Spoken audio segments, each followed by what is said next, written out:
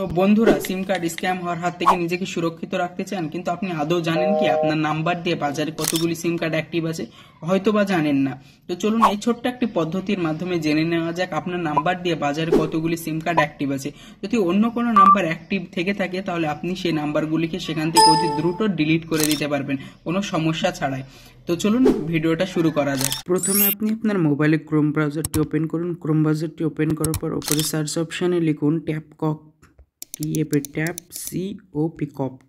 লিখে সার্চ করুন। সার্চ করার পর তো প্রথমে একটি ওয়েবসাইট দেখতে পাবেন ট্যাপকপ বলে, তো সেটির ওপর ক্লিক করুন। ক্লিক করার পর তো কিছুটা নিচে এসে দেখতে পাবেন মোবাইল নাম্বার ক্যাপচার কোড এবং ওটিপি। তো মোবাইল নাম্বার ক্যাপচার কোড এবং ওটিপি দিয়ে লগ ইন করে নিন। লগ ইন করার পর আপনাদের সামনে এরকম একটি ইন্টারফেস খুলে যাবে। তো আপনি দেখে নিতে পারবেন যে আপনার নাম্বারটিতে কোন কোন নাম্বারগুলি রেজিস্টার বা কোন কোন সিমগুলি অ্যাক্টিভ আছে। তো এখান থেকে আপনি আননোন নাম্বারগুলিকে অতি সহজে ডিলিট করে দিতে পারবেন আপনার সঠিক আইডি প্রুফ দিয়ে। তো ভিডিওটা ভালো লাগলে একটা লাইক, কমেন্ট, শেয়ার অবশ্যই করবেন।